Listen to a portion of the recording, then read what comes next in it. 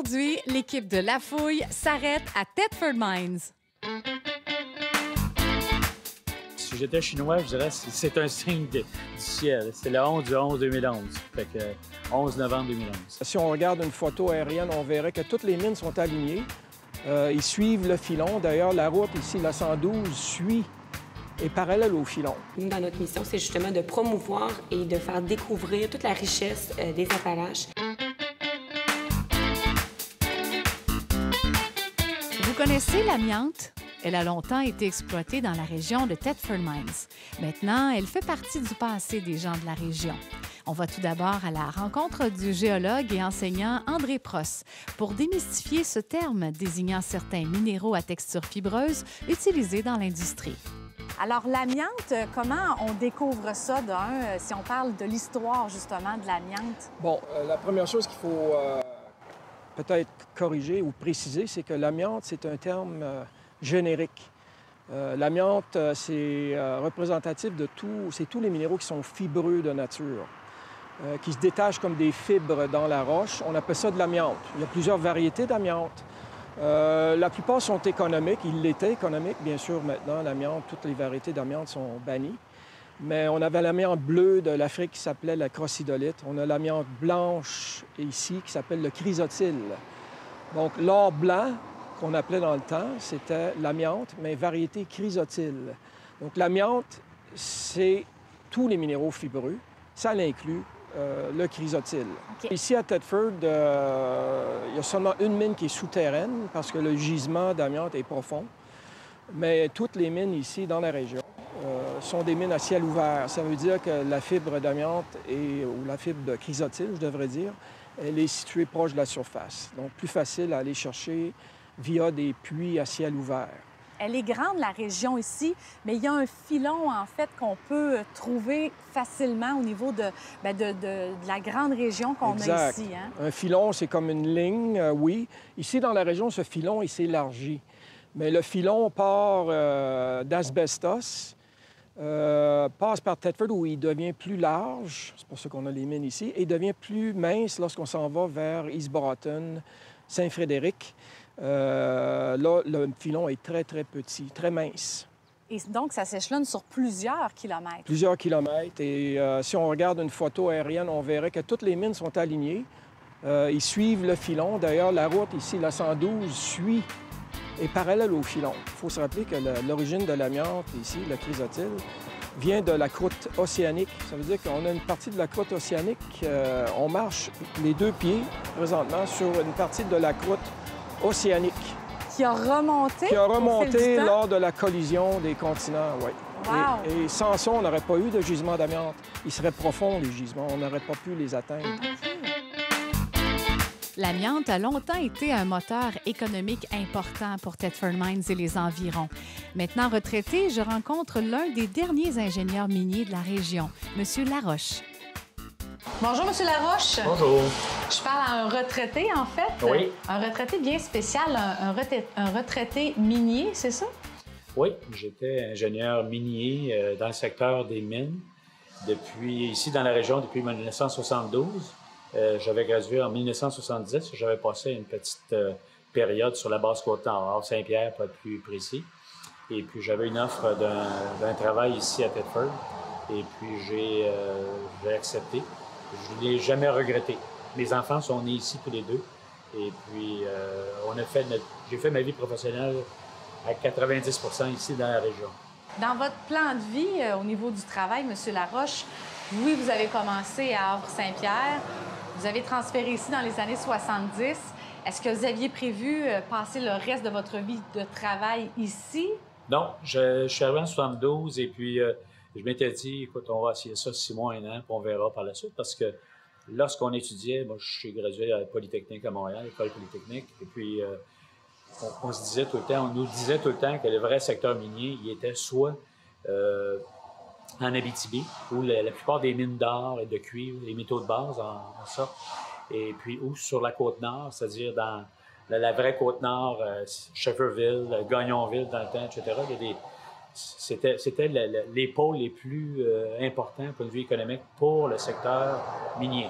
C'est pour ça que pour moi, c'était c'est très, très révélateur ce que j'avais appris ici. C'était... on nous parlait très, très rarement d'amiante ou de chrysotile. Fait que pour moi, c'était la découverte et l'apprentissage sur place. Pour faire un continuum d'un point de vue historique, il faut que je vous dise que 72, disons, les mines fonctionnaient très bien, c'est-à-dire à pleine capacité, pas de chômage, etc. Début des années 80, ça s'est mis à ralentir. Je parle surtout du secteur amiantifère. Et puis là, à ce moment-là, les gens ont compris que, du moins certains d'entre eux, ne pourraient pas faire leur carrière au complet dans le secteur minier local. Et puis en 86, justement, il y a une fusion de 3 entreprises minières qui a fait que certaines mines ont dû fermer leurs portes. Rationalisation. Quand on parle de rationalisation, ça veut dire perte d'emploi. Il y a beaucoup de personnes qui se sont ramassées au chômage ou en retraite forcée. Il y a des dates que l'on n'oublie pas. Pour M. Laroche, c'est le 11 novembre 2011. Monsieur Laroche, donc, vous avez tenu dans la région en travaillant comme ingénieur minier à Thetford. Il est arrivé un incident incontournable chez vous en 2011. Qu'est-ce qui est arrivé? Bien là, c'était quand même planifié dans le sens que les opérations devaient cesser, compte tenu qu'il n'y avait pas de possibilité de faire de nouveaux développements au point de vue économique et puis au point de vue technique à ce moment-là. Fait que la décision avait été prise par le propriétaire de la mine de dire, bien, écoute, on va cesser nos opérations dans X mois. Puis parce que par la loi, il faut avertir quand il y a une mise à pied massive d'employés, il faut avertir quand même le ministère du Travail. Et puis ce qui avait été fait les mois précédents. Et puis, fait que les gens s'y attendaient. Puis à ce moment-là, c'était préparé mentalement. Certains avaient déjà trouvé un employeur. Fait qu'ils avaient donné leur démission et puis s'étaient trouvé un autre emploi. Ouais. Donc, c'était vraiment une fermeture de la mine, là? Oh, oui, c'était définitif. Tout était... On extrayait, on grattait encore les fonds de tiroir, si on peut faire l'image, pour recueillir le maximum de minerais que l'on pouvait encore traiter. Et puis après ça, c'était prévu qu'autour du 11 novembre, on cessait les opérations. OK. 11 novembre. Vous l'avez su quand? Vous l'avez su en été? À peu près 4 mois avant, là. OK. Donc, à l'été, vous saviez que c'était votre dernier été à la mine? Oui, que le temps achevait, là? Oui. Et c'est sûr que c'était un peu morne comme atmosphère parce que, on dirait, la plupart des gens se retrouvaient sans emploi. Il y en avait quelques-uns qui étaient gardés, ne serait-ce que pour faire ce qu'on appelle dans le jargon la watch, c'est-à-dire des surveillants de la propriété pour pas qu'il y ait d'accidents, pour pas qu'il y ait de vol et de matériel également. Fait que, ensuite, il y a quelques gestionnaires qui étaient restés en place aussi pour faire, comme on dit, la fermeture des livres, etc. Mm-hmm. Fait que, moi, j'avais quand même la possibilité de dire, écoute, je m'en retourne. Je m'en retourne chez moi et puis je vais faire autre chose. Donc, vous pouvez dire que vous êtes l'un des derniers ingénieurs miniers dans la région ici à Thetford avec cette mine-là qui a fermé. Ben oui, on peut dire ça.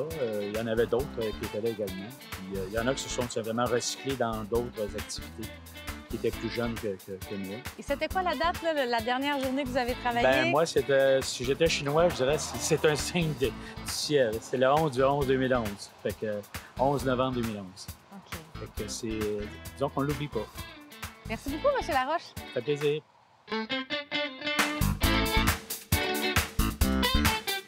On revient avec M. Pross, géologue bien connu dans la région. C'est un homme qui a beaucoup voyagé par le passé pour son travail. Son expertise a été fort utile pour trouver des pierres et minéraux. Et on engage un géologue, pourquoi? Le géologue peut être engagé à différents niveaux. Moi, dans mon cas, c'était pour faire de la prospection minérale. C'est-à-dire que j'aimais l'aventure, je voulais voyager et puis j'ai été à Terre-Neuve travailler dans le bois, parce que dans le bois, c'est là qu'on va trouver la minéralisation. Avec, comme on voit le prospecteur, le marteau, la boussole, et puis on regarde les affleurements. Les affleurements, c'est les caps rocheux, on les étudie, on prend des échantillons, on analyse les échantillons pour la substance minérale qu'on recherche. Dans mon cas, dans le temps, c'était l'amiante qu'on cherchait.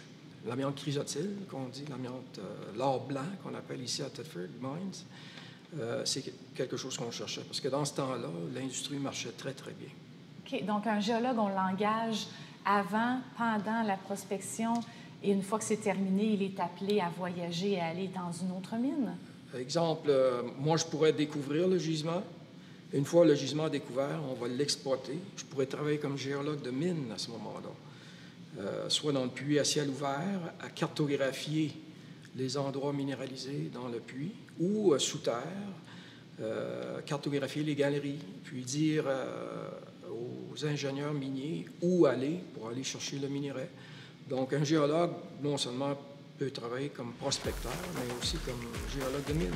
C'est Laurie du musée Minéraux de Thetford qui m'a présenté à André Prost. Elle est une passionnée de son métier. Elle adore nous raconter ce que renferme le musée. C'est important de bien informer les visiteurs de ce qu'il y a sous nos pieds. Bonjour, Laurie. Bonjour, Karine, ça va bien? Bien oui, ça va bien, toi. Merci d'avoir accepté l'invitation. Ça fait plaisir. Qu'est-ce qu'on peut découvrir au musée? Oh mon Dieu, plein de choses. Ce qui est super, c'est vraiment en fait qu'on a une mission au musée qui est assez large, en fait, autant au niveau du sous-sol des Appalaches. Donc, nous, dans notre mission, c'est justement de promouvoir et de faire découvrir toute la richesse des Appalaches, spécifiquement aussi de la région de Thetford Mines. Qu'est-ce qu'on retrouve dans notre sous-sol? Donc, c'est vraiment de créer un musée qui ouvre sur le sous-sol, finalement, tout ce qui est des sciences de la Terre. Mais on a aussi un volet du patrimoine. Donc, comme on le dit, on est une région minière, donc c'est important de faire valoir, justement, bien, qu'est-ce qu'on retrouve? Bon, bien, oui, on a eu des mines souterraines, on a eu des mines à ciel ouvert, de parler de tout l'outillage qu'on avait justement dans les mines, le travail des gens, leur histoire, comment ça l'a fait évoluer la région. Puis on le fait également, justement, comme je vous disais, avec le volet géologique, minéralogique. Donc, c'est super intéressant, on a plein de choses à voir. À l'extérieur, on a meublé aussi Oui. le musée. Parle-moi du gros camion derrière toi. Oui, Rutilant, son petit nom, c'est un petit peu, c'est comique en fait, c'est que Rutilant, c'est un camion qui a une belle histoire. C'est un camion qui est assez ancien.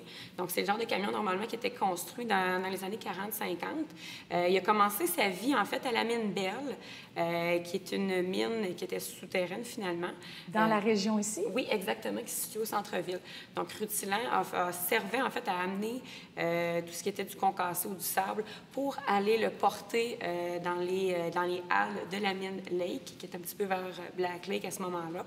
Donc, toutefois, il y a un moment, en fait, il a changé de carrière complètement. Il a été acheté par la mine Lake.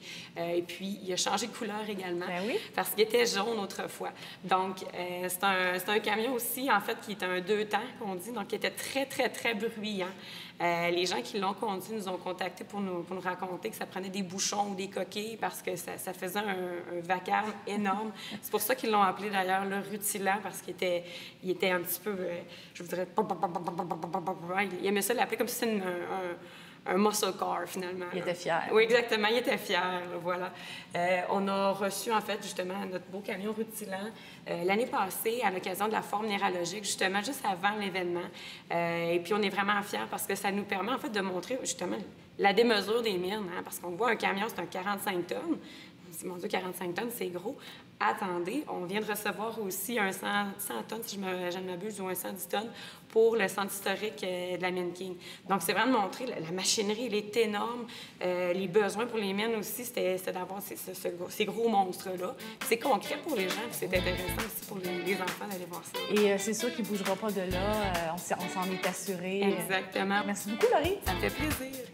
Pour en savoir plus sur le musée, visitez muséminéraux.com. Aventure terminée pour l'équipe de La Fouille aujourd'hui. Et on repart faire d'autres trouvailles en région. Merci à tous nos invités. Comme vous avez pu le voir, bien des choses peuvent se retrouver sous nos pieds. Les sous-sols de Chaudière-Appalaches sont bien remplis. Suffit de garder l'œil ouvert.